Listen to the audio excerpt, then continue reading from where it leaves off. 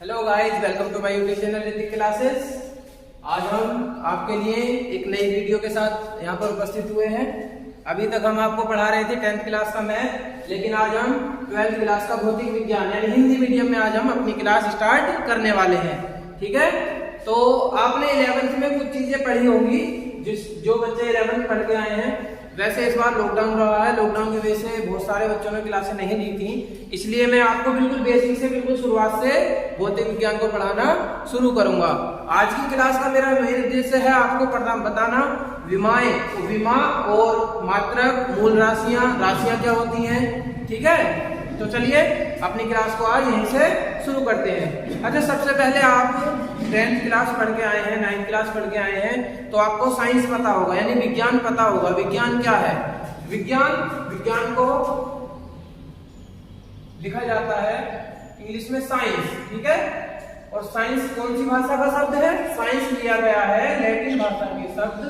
किससे लिया गया है? लैटिन भाषा के शब्द साइंटिया से। किससे लिया गया है? साइंटिया, जिसका अर्थ होता है जानना। जिसका अर्थ क्या होता है? जानना। तो साइंस क्या है? विज्ञान क्या है? हम अपने प्रेक्षणों या प्रयोगों से, किससे? प्रेक्षणों या प्रयोगों से जो भी ज्ञान अर्जित करते हैं, जो भी ज्ञान प्राप्त करते हैं, वो किसके अंतर्गत आता है? विज्ञान के अंतर्गत। किसके अंतर्गत आता है? विज्ञान के अंतर्गत। तो विज्ञान क्या है? विज्ञान वह शाखा है जिसमें कोई भी मनुष्य, कोई भी मानव अपने प्रेक्षणों के द्वारा या किसके द्वारा? प्रेक्षणों के द्वारा या प्रयोगों के द्वारा ज्ञान को प्राप्त करता है, उसे कहा जाता है विज्ञान। अब हम क्या पढ़ने वाले हैं? हम पढ़ने वाले हैं भौतिक विज्ञान। तो भौतिक विज्ञान की किसकी शाखा है? विज्ञान की ही शाखा है। भौतिक विज्ञान, रसायन विज्ञान, जीव विज्ञान किसकी शाखाएं हैं? विज्ञान की शाखाएं हैं। तो भौतिक विज्ञान क्या है? भौतिक विज्ञान जो शब्द लिया गया है वो ग्रीक भाषा से शब्द लिया गया है। कौन सी भाषा से? ग्रीक भाषा से। भौतिक विज्ञान कौन सी भाषा से लिया गया है? ग्रीक भाषा से। इसका अर्थ होता है प्रकृति। प्रकृति अर्थात नेचर। क्या अर्थ होता है इसका? नेचर, प्रकृति।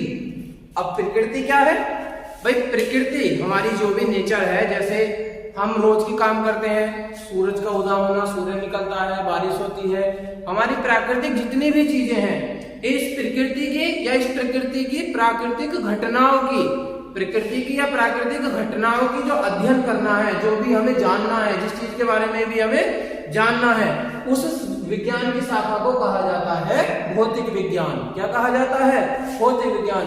प्राकृतिक घटनाएं, भाई दिन हो रहा है, दिन में उजाले में हर जगह रोशनी है, लेकिन रात को अंधेरा हो जाता है। कैसे? ये भी तो प्राकृतिक घटना है। तो इस तरह की जितनी भी प्राकृतिक घटनाएं हैं, उन्हें जिस विज्ञान के अकॉर्डिंग, विज्ञान के अंतर्गत अध्ययन करते हैं, उसे कहा जाता है भौतिक विज्ञान। क्या कहा जाता है उसे? भौतिक विज्ञान। आया समझ में?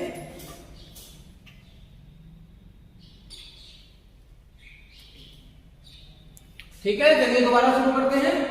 विज्ञान क्या है हमारा? विज्ञान वह शाखा है जिसके अंतर्गत हम, कोई भी मनुष्य या कोई भी मानव अपने प्रेक्षणों से या अपने प्रयोगों से अध्ययन करता है, जानता है, उसे कहा जाता है विज्ञान। विज्ञान की ही एक शाखा है क्या? भौतिक विज्ञान, जिसे हम पढ़ना शुरू करेंगे। भौतिक विज्ञान क्या है? भौतिक विज्ञान एक ग्रीक भाषा का शब्द है जिसका अर्थ होता है प्रकृति, अर्थात प्रकृति या प्राकृतिक घटनाएं, इनके अध्ययन करने की शाखा को कहा जाता है भौतिक विज्ञान। क्या कहा जाता है? भौतिक विज्ञान। चलिए शुरुआत करते हैं आगे।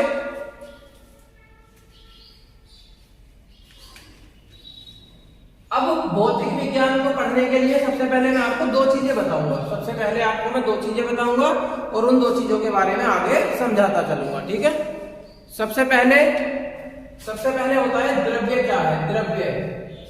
द्रव्य को इंग्लिश में लिखा जाता है मैटर। द्रव्य को इंग्लिश में क्या लिखा जाता है? मैटर। द्रव्य क्या है? आपको पता होगा द्रव्य क्या है, जिन बच्चों ने पढ़ रखा है। द्रव्य क्या होता है? द्रव्य हर एक वो वस्तु जिसका कुछ द्रव्यमान होता है या वो क्या करती है? स्थान घेरती है। द्रव्य क्या है? हर एक वो वस्तु जिसका कुछ द्रव्यमान होता है। द्रव्यमान मतलब जिसके उसके आकार में जो भी है, तो उसके द्रव्य का मान मतलब उसमें कुछ भी वजन होता है। जैसे क्या कहें, ये मार्कर है हमारा, इस मार्कर में क्या है? वजन है, इसका कुछ द्रव्यमान है। अगर मैं इसे यहाँ पे रखूँ तो इसकी जगह घेरी, इसने नहीं घेरी, तो ये क्या है, मैटर है। तो हम कुछ भी कह सकते हैं, लोहा हो, टीन हो, प्लास्टिक हो, या लकड़ी है, पानी है, सब क्या है, द्रव्यमान, मैटर, द्रव्य है सारे के सारे, इनके पास द्रव्यमान है और ये स्थान घेरते हैं। तो सबसे पहले क्या होता है, मैटर होता है, ठीक है। अच्छा, दूसरा आता है एक एनर्जी। एनर्जी मीन्स यानी ऊर्जा। एनर्जी क्या होती है, ऊर्जा होती है।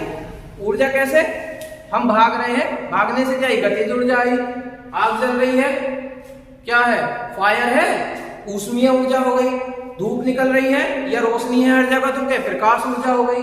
ऐसी बहुत सारी ऊर्जाएं हैं, ठीक है। सबसे पहले मैटर, दूसरी ऊर्जा। अब हम पहले तक क्या माना जाता था कि द्रव्य और ऊर्जा में कोई संबंध नहीं होता, ना द्रव्य और ऊर्जा एक दूसरे से क्या है, भिन्न भिन्न है। लेकिन द्रव्य और ऊर्जा का संबंध एक वैज्ञानिक आया, उनका नाम था आइंस्टीन। क्या नाम था उनका, आइंस्टीन। आइंस्टीन वैज्ञानिक ने, उन्होंने 1905 सन 1905 में इक्वेशन बनाई, E = mc²। क्या इक्वेशन बनाई, E = mc²। E मीन्स ऊर्जा, E ऊर्जा, M फॉर द्रव्यमान, मास, मास इंग्लिश में और हिंदी में क्या कहते हैं, द्रव्यमान कहते हैं। C क्या होता है यहाँ पे हमारा, C होता है हमारा यहाँ पर प्रकाश की चाल। C क्या होता है, प्रकाश की चाल। आप सबको पता होगी प्रकाश की चाल कितनी होती है, 3 × 10⁸ मीटर पर सेकेंड, यानी 3 लाख किलोमीटर पर सेकेंड प्रकाश की चाल होती है। अब E क्या हो गया, ऊर्जा, M क्या हो गया, द्रव्यमान, मास। अब दोनों में रिलेशन हो गया कि नहीं हो गया भाई। आइंस्टीन ने सन 1905 में इक्वेशन दी थी mc²। पहले तक माना जाता था कि द्रव्य और ऊर्जा में कोई संबंध नहीं होता, द्रव्य और ऊर्जा में कोई संबंध नहीं होता। लेकिन 1905 में आइंस्टीन साइंटिस्ट ने उन्होंने क्या कहा कि E = mc² एक इक्वेशन है, जो ऊर्जा होती है वो मास के डायरेक्टली प्रोपोर्शनल होती है, मास के, बट उसमें क्या है, c क्या है, प्रकाश का वेग, ठीक। तो पहले हमारी भौतिक विज्ञान की क्या परिभाषा थी, भौतिक विज्ञान की परिभाषा थी वह विज्ञान की वह शाखा जिसमें प्रकृति अथवा प्राकृतिक घटनाओं का अध्ययन किया जाए, प्राकृतिक घटनाओं का अध्ययन किया जाए, वो क्या है, भौतिक विज्ञान। विज्ञान की वह शाखा जिसमें प्रकृति अथवा प्राकृतिक घटनाओं का अध्ययन किया जाए, वो क्या है हमारा, भौतिक विज्ञान है। लेकिन जब द्रव्य एक पदार्थ होता है, द्रव्य अलग होता है, एक ऊर्जा होता है। अब पहले तक माना गया कि द्रव्य और ऊर्जा में कोई संबंध है नहीं, लेकिन सन 1905 में सर आइंस्टीन ने बताया कि E क्या होता है, mc², यानी ऊर्जा और मास में संबंध आ गया। जब ऊर्जा और मास में संबंध आ गया तो भौतिक विज्ञान की एक नई परिभाषा बन गई, भौतिक विज्ञान की एक नई परिभाषा बन गई, जिसे मैं बताता हूं आपको। तो भौतिक विज्ञान क्या हो जाएगा, बताइए, भौतिक विज्ञान क्या हो जाएगा, भौतिक विज्ञान क्या हो जाएगा, विज्ञान की वह शाखा, विज्ञान की वह शाखा जिसमें ऊर्जा, विज्ञान की वह शाखा जिसमें ऊर्जा और द्रव्यमान, ऊर्जा और द्रव्यमान और उनकी अन्योन्य क्रियाएं, विज्ञान की वह शाखा जिसमें ऊर्जा व द्रव्यमान या उनकी अन्योन्य क्रियाओं का अध्ययन किया जाए, उसे क्या कहेंगे, भौतिक विज्ञान कहेंगे। पहले हम भौतिक विज्ञान को कह रहे थे कि प्रकृति अथवा प्राकृतिक घटनाएं, प्रकृति अथवा प्राकृतिक घटनाओं का अध्ययन जिस विज्ञान में किया जाता है उसे भौतिक विज्ञान कहते हैं। अब उसके बाद दो चीजें होती हैं, एक द्रव्य होता है, एक ऊर्जा होती है। लेकिन पहले कहा गया द्रव्य और ऊर्जा में कोई संबंध नहीं होता। फिर आइंस्टीन ने बताया कि द्रव्य और ऊर्जा में संबंध होता है। जब द्रव्य और ऊर्जा में संबंध होता है और हम भौतिक विज्ञान में प्राकृतिक घटनाओं को पढ़ रहे हैं, अब द्रव्य कहाँ है, प्रकृति में, ऊर्जा कहाँ है, प्रकृति में। जब दोनों में संबंध है तो प्रकृति में दोनों में संबंध है तो क्या है, ऊर्जा और द्रव्यमान से संबंधित या उनकी अन्योन्य क्रियाओं को जिस विज्ञान में अध्ययन करेंगे वह विज्ञान क्या है, वह विज्ञान है हमारा भौतिक विज्ञान। क्या है वो विज्ञान, भौतिक विज्ञान। क्या है वो विज्ञान, हमारा भौतिक विज्ञान है। क्लियर है। तो चलिए आगे बढ़ते हैं। आपको पता चल गया विज्ञान क्या है। विज्ञान एक लैटिन भाषा का शब्द है जो कहां से बना, साइंटिया से बना। साइंटिया का अर्थ होता है जानना, अर्थात मानव अपने परीक्षणों या प्रयोगों से जो भी ज्ञान अर्जन करता है, जो भी जानता है वो विज्ञान है। भौतिक विज्ञान एक ग्रीक भाषा का शब्द है जिसका अर्थ होता है नेचर यानी प्रकृति या प्राकृतिक घटनाओं के अध्ययन को क्या कहते हैं, भौतिक विज्ञान कहते हैं। इसके बाद प्रकृति में क्या क्या है, द्रव्य है और ऊर्जा है। द्रव्य ऊर्जा में पहले कोई संबंध नहीं माना जाता था, लेकिन 1905 में आइंस्टीन ने कहा द्रव्य और ऊर्जा में एक संबंध होता है। तो द्रव्य और ऊर्जा यानी द्रव्यमान और ऊर्जा की अन्योन्य घटनाओं का अध्ययन जिस विज्ञान में किया जाता है उसे कहते हैं भौतिक विज्ञान। ठीक है, चलिए आगे बढ़ते हैं। अब आगे आती हैं हमारी भौतिक राशियां। भाई हम भौतिक विज्ञान का अध्ययन कर रहे हैं। भौतिक विज्ञान में द्रव्यमान और ऊर्जा से संबंधित परिघटनाओं का अध्ययन कर रहे हैं, तो उसमें क्या आएंगी, भौतिक राशियां जैसे लंबाई, आप लंबाई नापते हैं, लंबाई, द्रव्यमान, समय, चाल, ताप, बल, ये सारी क्या है, ये सारी भौतिक राशियां हैं। ये सारी क्या है, भौतिक राशियां हैं। अर्थात भौतिक राशियां क्या है, वे सभी राशियां जिनका संबंध किससे होता है, भौतिक परिघटनाओं से होता है। जिनका संबंध किससे होता है, भौतिक परिघटनाओं से होता है। वे सभी राशियां जिनका संबंध किससे होता है, भौतिक परिघटनाओं से होता है, तो क्या कहलाती हैं, सारी भौतिक राशियां कहलाती हैं। जैसे मैंने बताया लंबाई है, द्रव्यमान है, ताप है, चाल है, समय है, ये सब क्या है, भौतिक राशियां हैं। अब आप एक बात सुने, ये भौतिक राशियां जो होती है कितनी होती हैं, कैसे गिनेंगे आप, कोई भौतिक राशियां तो बहुत सारी हैं। भौतिक राशियां तो क्या है, बहुत सारी हैं। ये भौतिक राशियां बनी कैसे हैं, इन्हें मेजरमेंट कैसे करते हैं, मापन कैसे करते हैं, इनके मात्रक, ये सब कहाँ पढ़ते हैं, हम भौतिक विज्ञान में पढ़ते हैं। तो भौतिक राशियां तो बहुत सारी हैं, लेकिन ये मिलकर किससे बनी है, जिनसे मिलकर बनी है उन्हें कहा जाता है मूल राशियां। क्या कहा जाता है उन्हें, मूल राशियां। मैं इन्हें अच्छे से लिखूंगा, आप इन्हें नोट डाउन करेंगे, ये आपको पता होना चाहिए मूल राशियां क्या होती हैं। अब भौतिक राशियों को जो नापा जाता है, जैसे हम कहते हैं नापना, तो मापते किसमें है, मात्रकों में, उन्हें कहा जाता है मूल मात्रक। क्या कहा जाता है, मूल मात्रक। भौतिक विज्ञान जो टिका हुआ है वो इन पर टिका हुआ है। इन राशियों का ही इस्तेमाल हम पूरे फिजिक्स में करते हैं। इन मूल राशियों का ही यूज हम कहां करते हैं, पूरे फिजिक्स में करते हैं। आप 11th जब स्टार्ट करेंगे तब 11th में आप सबने पढ़ा होगा। आज मैं सिर्फ आपको ये सब रिवाइज करा रहा हूं जिससे आपको ये याद रहे। हम फर्स्ट चैप्टर से जब पढ़ना शुरू करेंगे तो ये आपको मिलेंगी नहीं, ये आपको याद होनी चाहिए। ठीक है, तो पहली मूल राशि क्या है, फर्स्ट द्रव्यमान। पहली मूल राशि क्या है हमारी, द्रव्यमान है। पहली मूल राशि क्या है, द्रव्यमान, जिसे कहते हैं मास। क्या कहते हैं, अब द्रव्यमान को आप किसमें नापते हैं, भाई द्रव्यमान को आप किसमें नापते हैं, किलोग्राम में, ग्राम में।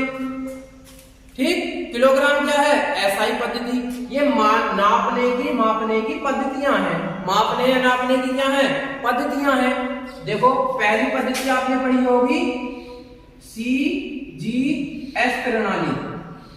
पहली पद्धति आपने पढ़ी होगी CGS प्रणाली। C for centimetre, G for gram, S for second. इसमें क्या होता है, सेंटीमीटर, ग्राम, सेकंड। इसमें हम जो भी चीज, लंबाई को किसमें नापेंगे, सेंटीमीटर में, वजन को किसमें नापेंगे, ग्राम में, समय को किसमें नापेंगे, सेकंड में। एक होती है दूसरी MKS प्रणाली, दूसरी होती है MKS प्रणाली। MKS प्रणाली क्या होती है, इसमें लंबाई को नापा जाता है मीटर में, वजन को नापा जाता है किलोग्राम में, और समय को नापा जाता है सेकंड यानी सेकंड में। भाई CGS में लंबाई किसमें, सेंटीमीटर में, वजन किसमें, ग्राम में, और समय किसमें, सेकंड में। ठीक है, दूसरी होती है MKS प्रणाली। MKS में लंबाई किसमें नापी जाती है, मीटर में, वजन किसमें नापा जाता है, किलोग्राम में, और समय किसमें नापा जाता है, सेकंड में।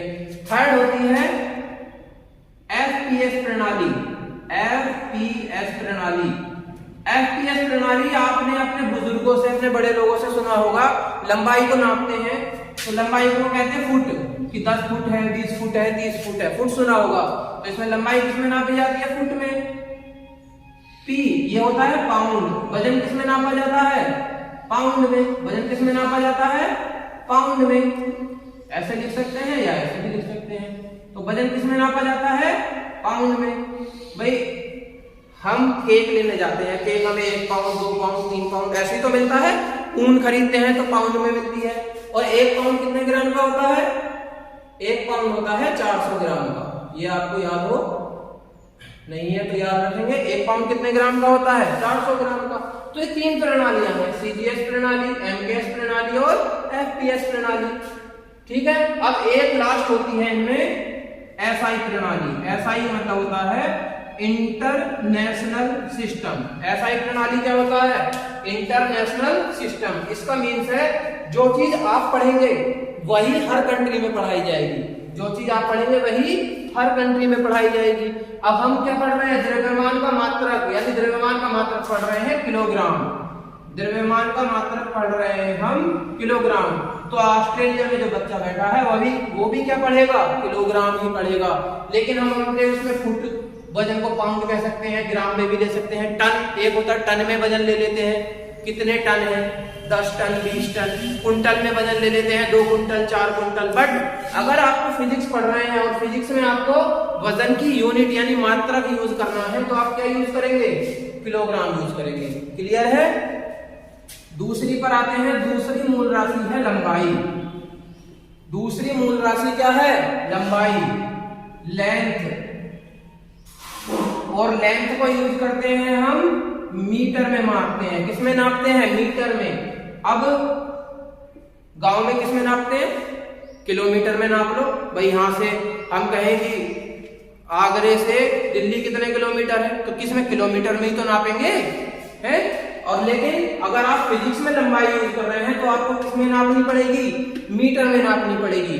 लंबाई इंच में, फुट में नहीं नापेंगे आप। फिजिक्स में किसमें नापेंगे? मीटर में नापेंगे। दूसरी मूल राशि लंबाई और उसका मूल मात्रक मीटर। ठीक है। तीसरी मूल राशि द्रव्यमान, लंबाई, समय, टाइम। टाइम को किसमें नापेंगे आप? सेकंड में। दिन, घंटे, मिनट, आवर नहीं, आपको टाइम किसमें नापना है? सेकंड में नापना है। 3 आपकी मूल राशियां हो गई। आपकी चौथी मूल राशि होती है विद्युत धारा। चौथी मूल राशि क्या होती है? विद्युत धारा, जिसे आप करंट कहते हैं। लग गया करंट है जिसे आप क्या कहते हैं? Current, electric current.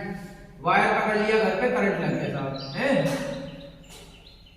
बोर्ड में प्लग लगा रहे थे, डोरी लग गई, हाथ से करंट लग गया, इलेक्ट्रिक करंट। अब आप किसमें नापते हैं इसे? आपने स्टेबलाइजर देखे होंगे घर पे रखे हुए। स्टेबलाइजर में किसमें नापते हैं इसे? एम्पियर में। किसमें नापते हैं? उसमें आता है, भाई घर वाले पूछ रहे हैं, जब देख के बता समरसेबल चलाना कितने एम्पियर आ रहा है? कितने एम्पियर आ रहा है? 10 एम्पियर आ रहे हैं, 9 एम्पियर आ रहे हैं। या हमारे जो सोलर पैनल होते हैं उसमें कितने एम्पियर का? भाई 25 एम्पियर का पैनल लेकर आया हमने। तो करंट को किसमें नापते हैं? एम्पियर में नापते हैं। ठीक है। पांचवी, फिफ्थ होती है आपकी, देखो, द्रव्यमान, लंबाई, समय, विद्युत धारा, तापमान, जिसे कहते हैं ऊष्मागतिक ताप। ऊष्मागतिक ताप कहते हैं।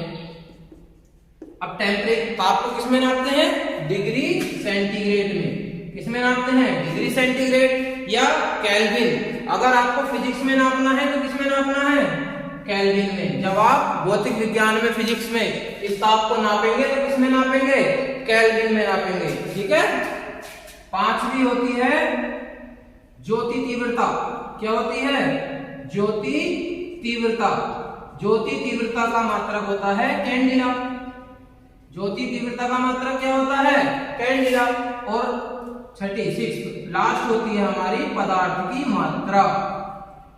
पदार्थ की मात्रा जो आप रसायन विज्ञान में यूज करेंगे, इसे इसका मात्रक होता है मोल। कि हमने 5 मोल H2SO4 लिया, 3 मोल NaOH लिया। ठीक है। तो कितनी मूल राशियां हैं आपकी 7, और 7 ही क्या है उनके मूल मात्रक, 7 ही क्या है उनके मूल मात्रक। अब अगर आप फिजिक्स में जब आप न्यूमेरिकल आंकिक प्रश्न सोल्व करेंगे, आंकिक प्रश्नों को हल करेंगे, तब आपको अगर ये चीजें दी हैं और ये चीजें इनसे अलग किसी और में दी हैं, किलोग्राम में ना देके ग्राम में दे दे, मीटर में ना देके सेंटीमीटर में दे दे, सेकंड में दे ना देके मिनट में दे दे, एम्पियर में ना देके मिली एम्पियर माइक्रो एम्पियर में दे दे, तब आपको क्या करना है, उन सभी को इन मूल मात्रकों में कन्वर्ट करके ही न्यूमेरिकल को या अंकित प्रश्न को सोल्व करना है, हल करना है। तो मूल राशियां कितनी होती हैं, मूल राशियां होती हैं 7, और मूल मात्रक भी कितने होते हैं 7। मूल राशियां कितनी होती हैं 7, और मूल मात्रक भी कितने होते हैं 7। पहली मूल राशि द्रव्यमान मात्रक किलोग्राम, लंबाई मीटर, समय सेकेंड, विद्युत धारा एम्पियर, उष्मागतिकता केल्विन, ज्योति तीव्रता कैंडिला, पदार्थ की मात्रा मोल में नापी जाती है। क्लियर है? 7 मूल राशियां। अब इन मूल राशियों से अलग, मूल राशियों से अलग 2 पूरक भी हैं, 2 पूरक राशियां भी हैं। कैसी? पूरक राशियां भी हैं 2। क्या है? एक पूरक है उसमें से समतलीय कोण, समतलीय कोण, और समतलीय कोण का मात्रक है रेडियन, समतलीय कोण का मात्रक है रेडियन। और दूसरी है घन कोण, दूसरी है घन कोण, और घन कोण का मात्रक है स्टेरेडियन। घन कोण का मात्रक क्या है? स्टेरेडियन। और ये घन कोण आपको जब मैं फिजिक्स के फर्स्ट सेकंड थर्ड चैप्टर जब ये पढ़ाने स्टार्ट करूंगा तो वहां पे एक चैप्टर है गॉस थ्योरम। क्या है एक चैप्टर? गॉस थ्योरम, गॉस की त्रिमेय। उस गॉस की त्रिमेय में इसका यूज होगा। जब आपको गॉस की त्रिमेय पढ़ाऊंगा तब इसका यूज इस चैप्टर में होगा। तो ठीक है भाई, आप जितनी भी भौतिक राशियां पढ़ेंगे, आप जितनी भी भौतिक राशियां पढ़ेंगे, वो सभी भौतिक राशियां कहीं ना कहीं इन 7 मूल राशियों से मिलकर बनी होंगी, और उन सभी भौतिक राशियों के मात्रक भी इन 7 मूल मात्रकों से मिलकर बने होंगे। ठीक है? तो फिजिक्स में कितनी प्रणाली है मापन की? 3 प्रणाली ये है, सीजीएस, एनटीएस, एफपीएस, और एक है एसआई सिस्टम। एसआई मतलब होता है international system, international measurement system. International measurement में क्या जो आप पढ़ेंगे वही हर कंट्री का स्टूडेंट पढ़ेगा। ठीक है?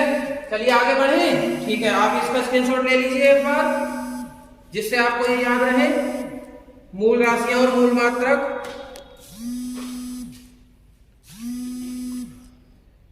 चलिए स्टार्ट करें। ले लिया आपने स्क्रीनशॉट? ठीक है, चलो आगे बढ़ते हैं।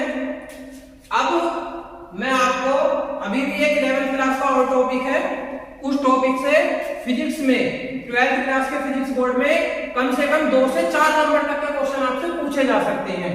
कितने नंबर के? 2 से 4 नंबर के क्वेश्चन आपसे इसमें पूछे जा सकते हैं। आपने पढ़े होंगे विमीय सूत्र, विमीय सूत्र, विमा कहते हैं। ठीक है? तो आप जब विमाएं पढ़ते हैं तो विमीय सूत्र में हमारी मूल राशि कितनी है? 7। विमीय सूत्र 7। लेकिन विमाओं को पढ़ते समय विमाओं में सिर्फ हमें 5 का यूज करना होगा। 5 से ही हमारे ज्यादातर विमीय सूत्र बन जाएंगे। 12th के फिजिक्स के बोर्ड में, भौतिक विज्ञान के बोर्ड पेपर में कम से कम आपसे 2 से 3 विमीय सूत्र पूछे जाते हैं। एक तो हमेशा पूछा जाता है, एक विमीय सूत्र तो हमेशा पूछा जाता है। अगर सिर्फ विमीय सूत्र पूछा है तो आपको 1 नंबर में, विमीय सूत्र मात्रक पूछा है तो आपको 2 नंबर में, और 2 पूछ लिए तो कितने हो गए? 4 नंबर के हो गए कि नहीं हो गए? तो कम से कम 2 से 4 नंबर पक्के आते हैं, पक्के बिल्कुल बोर्ड के एग्जाम में। क्लियर है? तो आप चलो 2 से 4 नंबरों को पक्के करते हैं। ठीक है, पहला आपको जो मैंने बताया था द्रव्यमान बताया था द्रव्यमान का मात्रक क्या है? किलोग्राम। द्रव्यमान का मात्रक क्या है? किलोग्राम। और द्रव्यमान का विमीय सूत्र है, इसकी विमा है m। और एक बात याद रखना, हमेशा विमीय सूत्र को किसमें लिखेंगे? बिग ब्रैकेट के अंदर लिखेंगे। किसमें लिखेंगे? बिग ब्रैकेट के अंदर, सबसे ज्यादा यूज होगा। दूसरा हमारा लंबाई, लंबाई को हम किसमें नापते हैं? मीटर में। किसमें नापते हैं? मीटर में। और लंबाई के लिए जो विमा यूज होती है वो L यूज होगी। लंबाई के लिए क्या विमा यूज होगी? L होगी। ठीक है। तीसरे नंबर पर आता है हमारा समय। समय को किसमें नापते हैं? सेकंड में। आपको याद होगा, अभी मैंने पढ़ा दिया है। और इसकी विमा होती है T। समय की क्या होती है? T। अब हम पहली यूनिट, आपकी भौतिक विज्ञान जो 12th क्लास है उसमें पहली यूनिट है इलेक्ट्रोस्टैटिक्स। क्या है? इलेक्ट्रोस्टैटिक्स। उसके बाद हम पढ़ते हैं मैग्नेटिज्म। ठीक है। फिर पढ़ते हैं इलेक्ट्रिक करंट। तो इन सब में इलेक्ट्रिक करंट आता है, सब में आएगा। ठीक है। तो सब में आने का है, इसका मतलब एक चौथी हमें जो यूज करनी पड़ेगी वो वैद्युत धारा। वैद्युत धारा, वैद्युत धारा एम्पियर में नापते हैं। किसमें नापते हैं? एम्पियर में। और इसकी विमा होती है A। इसकी विमा क्या होती है? A होती है। और पांचवी जो आपको लास्ट में मिलेगी वो मिलेगी तापमान, टेम्परेचर, जिसे किसमें नापते हैं? केल्विन में। और इसकी विमा होती है T। अब देखो इन विमा को याद कैसे रखेंगे? देखो कैसे याद रखेंगे? द्रव्यमान को कहते हैं मास, तो पहला वर्ड। लंबाई को कहते हैं लेंथ, तो फर्स्ट वर्ड। समय को कहते हैं टाइम, तो टाइम का फर्स्ट वर्ड T। तापमान को कहते हैं टेम्परेचर, तो टेम्परेचर का फर्स्ट वर्ड T। और सिर्फ यहां पर यूज करा गया है एम्पियर का फर्स्ट वर्ड। यहां पर विद्युत धारा इसका वर्ड ना यूज करके एम्पियर का फर्स्ट वर्ड यूज करा गया है। तो कितनी विमाएं यूज करनी है आपको? स्क्रीनशॉट ले लो। ये 5 विमाएं आपको पूरे फिजिक्स में इस्तेमाल करनी है, यूज करनी है। इन्हीं विमाओं से बाकी सारी विमाएं बन जाती हैं। ये मूल राशियों की विमाएं हैं। इन मूल राशियों से क्या बनते हैं? बाकी भौतिक राशियां बनती हैं। इन मूल मात्रकों से ही क्या बनते हैं? बाकी मूल मात्रक बनते हैं। और इन्हीं विमाओं से, इन्हीं 5 विमाओं से बाकी सारे विमीय सूत्र बन जाएंगे। क्लियर है? ठीक है। चलिए स्क्रीनशॉट लीजिए जल्दी से, आगे बढ़ते हैं। अब मैं आपको कुछ विमाएं निकाल कर दिखाऊंगा, कुछ विमीय सूत्र निकाल कर दिखाऊंगा। ठीक है। जो विमीय सूत्र हमें बहुत ज्यादा यूज करने मिलेंगे। कहां पर यूज करने मिलेंगे बहुत ज्यादा? फिजिक्स में जो हम बहुत ज्यादा यूज करेंगे। ठीक है। मैं विमाएं लिखी रहने देता हूं और यहाँ पे मैं विमीय सूत्र निकालूंगा। ठीक है। चलिए शुरू करें। ठीक है। सबसे पहले हम विमीय सूत्र निकालेंगे क्षेत्रफल का। किसका निकालेंगे? क्षेत्रफल का। अब आपको क्षेत्रफल का विमीय सूत्र निकालने के लिए क्षेत्रफल का फॉर्मूला पता होना चाहिए। फॉर्मूला क्या होता है? क्षेत्रफल का फॉर्मूला क्या होता है? बताइए। क्षेत्रफल का फॉर्मूला होता है लंबाई गुना चौड़ाई। लंबाई गुना चौड़ाई। ठीक है। अब लंबाई को तो आप लंबाई में नाप रहे हो। लंबाई की विमा क्या है? L है। लंबाई की विमा क्या है? L है। अब चौड़ाई को किसमें नापोगे भाई? चौड़ाई को लंबाई में नहीं नापोगे, चौड़ाई को नापोगे नहीं, सेंटीमीटर मीटर किलोमीटर में नहीं नापोगे। क्या चौड़ाई को कैसे नापोगे? लंबाई में ही नापोगे ना। तो इसकी भी क्या हो गई? L। और जब L और L मल्टीप्लाई करा तो क्या हो गया? L square. तो क्षेत्रफल की विमा क्या हो गई? क्षेत्रफल की विमा हो गई हमारी L स्क्वायर। अच्छा दूसरी बात, क्षेत्रफल का मात्रक। क्षेत्रफल का मात्रक। लंबाई किसमें नापेंगे? मीटर में। चौड़ाई किसमें नापेंगे? मीटर में। तो क्या हो गई? Metre square. मात्रक क्या हो गया? Metre square. देखो क्षेत्रफल क्या है? एक नई भौतिक राशि है। क्षेत्रफल क्या है? एक नई भौतिक राशि है, लेकिन बनी किससे? मूल राशि से। भाई चौड़ाई है, लेकिन चौड़ाई में तो लंबाई नापी तो जाएगी ना, सेंटीमीटर किलोमीटर में ही तो नापी जाएगी। तो लंबाई से मिलकर क्या बन गया? क्षेत्रफल बन गया। ठीक है। दूसरा सेकेंड, आयतन। अच्छा आयतन का फॉर्मूला क्या होता है भाई? आयतन का फॉर्मूला होता है लंबाई गुणा चौड़ाई और गुणा ऊंचाई। लंबाई गुणा चौड़ाई गुणा ऊंचाई। अब लंबाई किसमें नापेंगे? मीटर में। चौड़ाई किसमें नापेंगे? मीटर में। ऊंचाई किसमें नापेंगे? मीटर में। मात्रक क्या हो गया? Metre cube. भाई आयतन का मात्रक क्या हो गया? Metre cube. और यहीं से सीधा ना लिखते हैं, आयतन की विमा, आयतन का विमा सूत्र, आयतन की विमा क्या हो गई, एल क्यूब। भाई देखो metre square L square, metre cube L cube. आया समझ में? कैसे निकालेंगे? ये तो मैंने अभी आपको एक चीज दोनों निकाल के दिखाई है, आगे भी पढ़ूंगा। तो क्षेत्रफल क्या होता है, लंबाई गुणा चौड़ाई एल स्क्वायर विमा सूत्र, मात्रक मीटर स्क्वायर। आयतन क्या होता है, लंबाई गुणा चौड़ाई गुणा ऊंचाई, तीनों को मीटर में नापते हैं, मात्रक हो गया मीटर क्यूब और विमा हो गई एल क्यूब। चलिए स्क्रीनशॉट लीजिए जल्दी से। चलिए आगे बढ़े, चलो बढ़ते हैं। देखो थर्ड में हम बहुत सारी जगह पे यूज करेंगे वेग। वेग, अच्छा आपने एक सुना होगा चाल, आपने एक सुना होगा चाल। देखो चाल और वेग में कोई अंतर नहीं होता, चाल और वेग में सिर्फ इतना सा अंतर होता है, इसमें एक सदिश है और एक अदिश है। आपने 11वीं क्लास में सदिश राशियां और अदिश राशियां पढ़ी होगी। अदिश राशियां कौन सी होती हैं? अदिश राशियां वे राशियां होती हैं जिन्हें मापने के लिए सिर्फ और सिर्फ परिमाण की आवश्यकता होती है, दिशा की आवश्यकता नहीं होती, वो होती हैं अदिश राशियां। अगर हमें चाल नापनी है तो चाल किस में नापेंगे, सिर्फ कि कितने किलोमीटर पर घंटे से चल रहा है। लेकिन वेग, वेग एक सदिश राशि है, वेग नापने के लिए हमें ये बताना पड़ेगा कि हम कितने किलोमीटर चले और किस डायरेक्शन में चले। तो सदिश राशियां वो होती हैं जिन्हें मापने के लिए परिमाण के साथ साथ समय की, दिशा की भी आवश्यकता पड़ती है। और अदिश राशियां कौन सी होती हैं, जिनमें सिर्फ और सिर्फ परिमाण की आवश्यकता पड़ती है, अंतर कुछ नहीं है। वेग, वेग क्या होता है, वेग का फॉर्मूला होता है विस्थापन बटे समय अंतराल। वेग का फॉर्मूला होता है विस्थापन बटे समय अंतराल। और चाल का फॉर्मूला दूरी बटे समय। चाल का फॉर्मूला दूरी बटे समय। अच्छा विस्थापन, अच्छा यहाँ पे आते हैं पहले चाल का मात्रक निकालते हैं। चाल का मात्रक, दूरी, दूरी किस में नापी जाएगी, हमेशा मीटर में नापी जाएगी। और समय किस में नापा जाएगा, सेकंड में। समय किस में नापा जाएगा, सेकंड में। मात्रक क्या हो गया, मीटर पर सेकंड। क्या हो गया मात्रक, मीटर पर सेकंड। अच्छा अगर हम निकाले चाल की विमा, चाल की विमा, तो विमा कैसे निकाली जाएगी, मीटर, मीटर यानी लंबाई, लेंथ में नापी जाएगी, समय टी में नापा जाएगा, टाइम। तो विमा क्या हो गई, एल टी माइनस 1। देखो ऊपर जब पावर जाती है माइनस की हो जाती है, आप सबको पता होगा। नीचे वाली घातें जब ऊपर जाएंगी तो वो माइनस की हो जाएंगी, अगर नीचे प्लस की है तब माइनस की हो जाएंगी, और माइनस की है तब प्लस की हो जाएंगी। ये आ गया विमा सूत्र का, ठीक है। अब यहाँ पे आ जाओ। अच्छा दूरी है, दूरी क्या है भाई, आप 5 किलोमीटर चले, आप 10 किलोमीटर चले, आप 20 किलोमीटर चले, दूरी है। विस्थापन कितना हुआ भाई, एक बात बताओ, हम एक जगह पे खड़े हुए हैं, ठीक, यहाँ खड़े हैं, हम यहाँ से इधर गए भाई, मान लिया 2-3 कदम चले, लेकिन वापस फिर हम यहाँ आ गए, हम 6 कदम चले, यानी ये तो हो गई हमारी दूरी, ये क्या हो गई हमारी दूरी। लेकिन हमारा विस्थापन कितना हुआ भाई, जहां थे हम वहीं पे तो वापस आ गए, तो विस्थापन नहीं हुआ ना।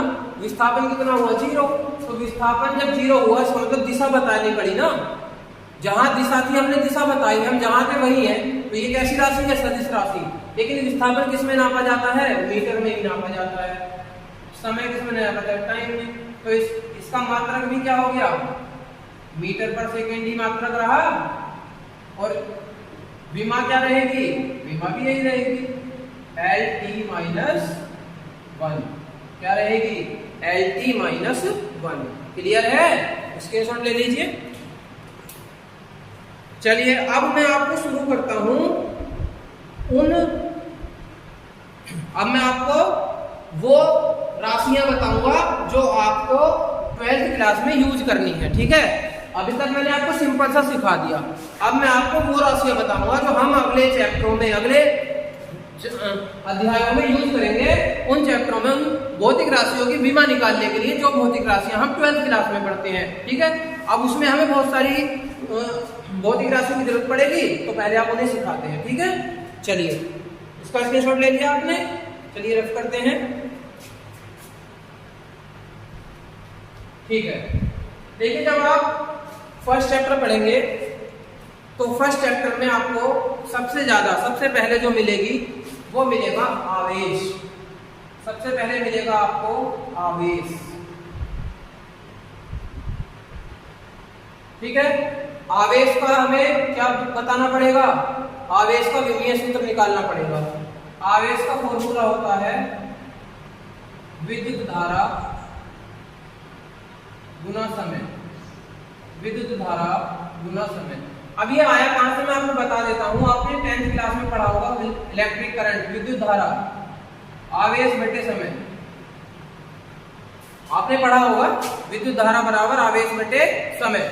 अच्छा यहाँ से अगर आवेश निकालो तो क्रॉस मल्टीप्लाई होगी तो हो गया ना विद्युत धारा गुना समय। तो आवेश क्या होता है विद्युत धारा गुना समय, ठीक है। आवेश क्या होता है विद्युत धारा गुना समय। आवेश को जब प्रदर्शित करा जाता है, आप यहाँ पर जब पहला चैप्टर पढ़ेंगे तो Q से, किससे प्रदर्शित करते हैं, किससे लिखते हैं, Q से। विद्युत धारा को आप I से लिखते हैं, आपको पता है। समय को आप T से लिखते हैं, ये सब आप जानते हैं क्योंकि आप 11th क्लास पढ़ के आए हैं, ठीक है। अब इसके लिए सूत्र मात्रक का है, पहले आवेश का मात्रक। तो आवेश का क्या होता है मात्रक, भाई विद्युत धारा का तो हो गया एम्पियर और समय का हो गया सेकेंड।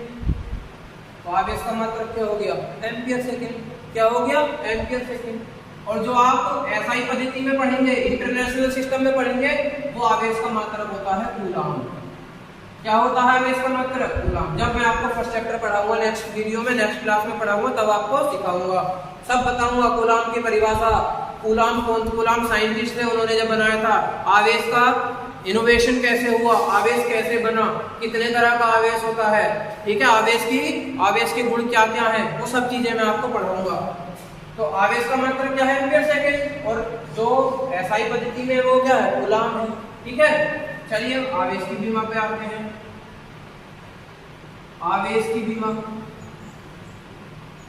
आवेश की विमा, आवेश की विमा क्या होगी भाई आई, करंट, करंट का विमेय सूत्र A, समय का सूत्र T। तो आवेश का विमेय सूत्र क्या हो गया AT। क्या हो गया भाई आवेश का विमेय सूत्र AT हो गया। आवेश का विमेय सूत्र क्या हो गया AT। चलिए दूसरी पर आते हैं। आपने पढ़ा होगा बल, बल को इंग्लिश में कहा जाता है फोर्स। क्या कहा जाता है फोर्स। अच्छा बल का फॉर्मूला क्या होता है, कोई बता सकता है बल का फॉर्मूला। बल का फॉर्मूला होता है द्रव्यमान गुणा त्वरण। बल का फॉर्मूला होता है द्रव्यमान गुणा त्वरण। न्यूटन के रूल पढ़े होंगे आपने, न्यूटन के 3 नियम थे।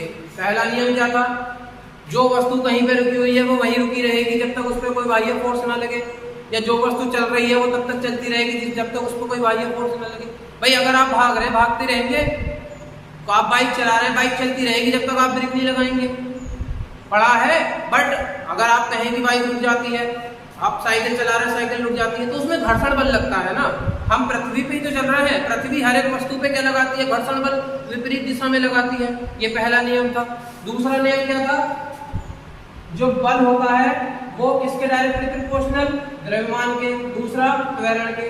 भाई क्या करना है, मुझे ये मार्क कर लिया, मैंने मार्कर उठाया तो इस पे मैंने बल लगाया ना, तो बल कितना लगाया, जब तक मैं इसके वजन के अनुसार बल नहीं लगाऊंगा तब तक ये मार्कर उठेगा नहीं। तो इसके वजन के डायरेक्टली प्रोपोर्शनल हो गया कि नहीं हो गया, अनुक्रमानुपाती हो गया। अब मैं इसे कहाँ लेके जा रहा हूँ, कितनी दूर चल रहा हूँ, कितनी दूर चलूंगा तो त्वरण है। अरे त्वरण क्या होता है, मैं यहाँ को बता देता हूँ। त्वरण होता है वेग परिवर्तन बटे समय अंतराल। भाई वेग परिवर्तन बटे समय अंतराल। अब अगर आप बाइक चला रहे हैं तो ऐसा तो है नहीं कि आप 50 किलोमीटर पर आवर की स्पीड से लगातार ही चलते जाएंगे, मोड़ आएगा तब भी 50 चल दोगे, नहीं चलोगे ना। तो कभी 50, कभी 40, कभी 30, कभी 20, एवरेज निकालोगे नहीं निकालोगे, तो वही का पता चलेगा, त्वरण पता चलेगा, एक्सेलरेशन पता चलेगा नहीं चलेगा। त्वरण को इंग्लिश में कहते हैं एक्सेलरेशन। हमने बाइक एक्सेलरेट कर दी तो त्वरण दिया नहीं, भाई मैंने यहाँ से ऐसे उठा लिया तो एक सी स्पीड से थोड़े यहाँ धीरे हुआ होगा, फिर तेज हुआ, फिर तेज हुआ, एक्सेलरेट हो गया नहीं। त्वरण कैसे निकलेगा, वेग परिवर्तन। भाई यहाँ पे 5 था, 10 हुआ, 20 हुआ, 25 हुआ, वेग परिवर्तन। वेग परिवर्तन यानी वेग। अगर इसका मात्रक निकालूं, इसे डिनोट करते हैं ए से, इससे डिनोट करते हैं ए से। अगर इसका मात्रक निकालूं तो ये तो होता है मीटर पर सेकेंड, और ये सेकेंड हो गया नीचे वाला भी। तो मात्रक क्या हो गया, मीटर पर सेकेंड स्क्वायर। मात्रक क्या हो गया, मीटर पर सेकेंड स्क्वायर। अब मात्रक से देखो विमा, एल एम की विमा टाइम टी स्क्वायर, और पावर अगर नीचे प्लस हो तो ऊपर जाके माइनस हो जाएंगे, तो विमा क्या हो गई इसकी एल टी माइनस 2। क्या हो गई बीमा LT-2। त्वरण का पता चल गया। चलो आते हैं वापस बल पे आते हैं। बल को जो प्रदर्शित किया जाता है F से द्रव्यमान M त्वरण के। भाई ये किसने दिया? ये न्यूटन का सेकंड रूल है। किसका रूल है? न्यूटन का सेकंड रूल। बल जो होता है द्रव्यमान के अनुक्रमानुपाती होता है और त्वरण के अनुक्रमानुपाती होता है। ठीक है, चलिए अगर इसका मात्रक निकालें, बल का मात्रक F का मात्रक, समय लंबाई का मात्रक, लंबाई नहीं ये द्रव्यमान है, द्रव्यमान का मात्रक किलोग्राम, त्वरण का मात्रक मीटर पर सेकंड स्क्वायर। तो क्या आया? किलोग्राम मीटर पर सेकंड स्क्वायर। ये कौन सी पद्धति में आया? ये एनकेएस पद्धति में आया। अभी समझाया था थोड़ी देर पहले।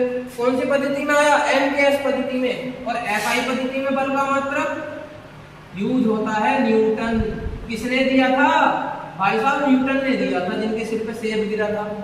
किसने दिया था? न्यूटन ने दिया था, जिनके सिर पे सेब गिरा था। तो इसे किसके नाम से जाना जाता है? न्यूटन के। बल का मात्रक क्या होता है? न्यूटन। चलो दोनों मात्रक पता चल रहे। अब आते हैं विमा पर।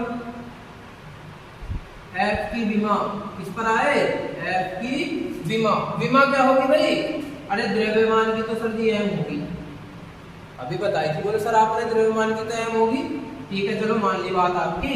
त्वरण की बता दो फिर। त्वरण की अभी तो निकाली कितनी? LT-2।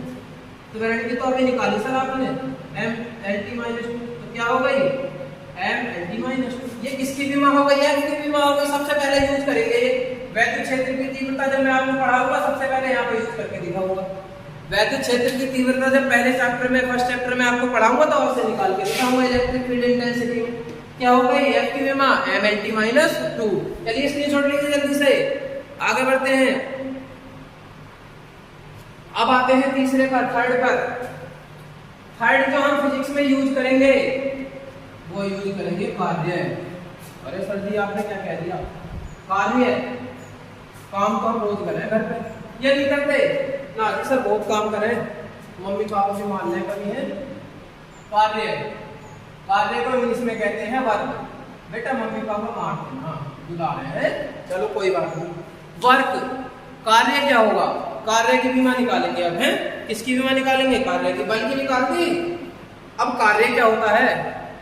भाई बहुत काम करा मेरा लौटा, तो मोटरसाइकिल लेकर देकर वहां गया था बाजार घूमने, काम बहुत सारा करा। क्या काम करा? बाइक ही तो चली थी, तुमने तो चलाई थी, है ना जी? बहुत काम करा। पढ़ रहे यार। अरे क्या काम कर रहे हो? पढ़ते हुए कोई काम कर रहे हो? काम परिभाषित कैसे करोगे? काम परिभाषित कैसे करोगे? हमने काम करा। भाई आपने चलो काम करा, बहुत ज्यादा थक गए, कैसे मेजरमेंट करोगे कितना काम करा? कोई यूनिट, कुछ मात्रा बताओ कितना में काम करा तुमने? बोले हमने तो बहुत काम करा था, 2 घंटे काम करा। दिखाओ कहाँ है, कितना काम करा, कैसे बताओगे? देखिए काम कैसे पता चलता है। काम क्या है? मार्कर है, यहाँ पर है, ठीक है, मैं भी यहीं पे हूँ, कुछ नहीं है। मार्कर लिया, उठाया, यहाँ लेके गया, मैंने काम करा। क्या करा? मार्कर यहाँ से उठाया, यहाँ रख दिया। लेकिन इसे मैं निकालूंगा कैसे? कैसे मेजर करूंगा? भाई मार्कर था, मार्कर को उठा दिया, उठाने के लिए क्या लगाना पड़ा? बल। क्या लगाना पड़ा? बल। अरे फोर्स लगाया तभी तो उठा, गुणा। उठाया यहाँ से था, रख यहाँ दिया, जगह बदल दी कि नहीं बदल दी? बदल दी साहब। तो बल की दिशा में विस्थापन, बल गुणा बल की दिशा में विस्थापन, बल गुणा बल की दिशा में विस्थापन। बल कार्यवर्ग ये हो गया। अरे विस्थापन को तो ऐसे ही दिखाएंगे, विस्थापन को ऐसे प्रदर्शित करते हैं तो ऐसे दिखाएंगे, विस्थापन ही तो है। ये तो बल की दिशा में दिया, मतलब ऐसे थोड़ी ना, मैंने यहाँ पे उठाया, यहाँ पर रख दिया, तो इसी दिशा में तो विस्थापन करा। अब यो थोड़ी ना मैं इधर को नापूंगा, हम इधर को थोड़ी ना नापेंगे, नापने के लिए इधर विस्थापित करा। ठीक है, चलो मात्रा भी निकालते हैं। W का मात्रा, ये क्या हो गया? न्यूटन हो गया साहब, अभी पढ़ा था साहब, न्यूटन था। विस्थापन किसमें हो गया? मीटर में हो गया। यूनिट क्या हो गया? Newton metre. अरे सब इंग्लिश में लिखते हैं, हिंदी में कहाँ लिखते फिरोगे? डिनोटेशन होता है, इंग्लिश में लिखा जाएगा न्यूटन मीटर, लिख दिया, मात्रक साहब न्यूटन मीटर हो गया। चलो बहुत अच्छी बात है। कोई छोटा मात्रक भी बता दो सर जी, कहाँ तक याद करेंगे? हैं इसका जो एसआई पद्धति में मात्रक होता है वो होता है जूल। क्या होता है बच्चों? जूल। एसआई पद्धति में मात्रक क्या होता है? जूल होता है। अब सर जी तुमने इसका मात्रक बता दिया, विमा भी बता दो। चलो विमा भी बताएंगे, कोई बात नहीं। डब्ल्यू की विमा सबसे ज्यादा यूज होगी वैद्युत द्विध्रुव है। वैद्युत विभव का जब मैं आपको चैप्टर पढ़ाऊंगा, वैद्युत विभव का जब मैं आपको चैप्टर पढ़ाऊंगा, तब वर्क डन ही यूज होगा। पूरे चैप्टर में क्या यूज होगा? Work done. कैसे, कितना काम करा, सब बहुत सारा काम करेंगे अभी आने वाले टाइम में, है ना। तो डब्ल्यू की विमा क्या है भाई? सब इससे निकाल लो। फोर्स है, अभी निकाली थी। बल की विमा mLT-2 अभी निकाली थी। देखो एक विमा निकालते जाओगे, अगली विमाएं मिलती जाएंगी, ठीक है। विस्थापन और कर दिया, क्या हो गया? mL²T-2, ठीक है। विमा निकालनी सीख गए, कैसे निकालनी है? देखो विमा हम किसी भी चीज की विमा निकाल सकते हैं, बशर्ते हमें उसका क्या पता होना चाहिए? सूत्र पता होना चाहिए। सूत्र से ही क्या बन जाएगा? मात्रक बन जाएगा, ठीक है। चलिए आज की क्लास में हम इतना ही, आगे बढ़ेंगे। अब हम कल से जो नेक्स्ट क्लास जो होगी हमारी, इस नेक्स्ट क्लास में आपको फर्स्ट चैप्टर पढ़ाएंगे फिजिक्स का। फर्स्ट चैप्टर का नाम क्या है? आवेश तथा वैद्युत क्षेत्र। वैद्युत आवेश तथा वैद्युत क्षेत्र। अब आपको हम फर्स्ट चैप्टर पढ़ाएंगे। ये आज मैंने आपको थोड़ा सा रिवीजन कराया है पिछली क्लास का। अगर आप भूल गए हैं, आपको याद है तो बहुत अच्छी बात है, मुझसे ज्यादा तो आप जानते हैं। अगर आप भूल गए थे तो मैंने आपको क्या करा दिया? रिवीजन करा दिया। आप एक बार इस वीडियो इसे रिवाइज कर लो। क्यों? इससे आपको 2 से 4 नंबर आपके बोर्ड एग्जाम में पक्के मिलने वाले हैं, 100% श्योर मिलने वाले हैं, ठीक है। अगर आपको मेरी वीडियो पसंद आए तो अपने फ्रेंड्स को शेयर करें, उनसे कहें मेरे चैनल को सब्सक्राइब करें और रोज की क्लासों में एंजॉय करें, मेरी वीडियो को लाइक करें। क्लियर है? ठीक है। चलिए मिलते हैं आपसे अगली वीडियो में। धन्यवाद।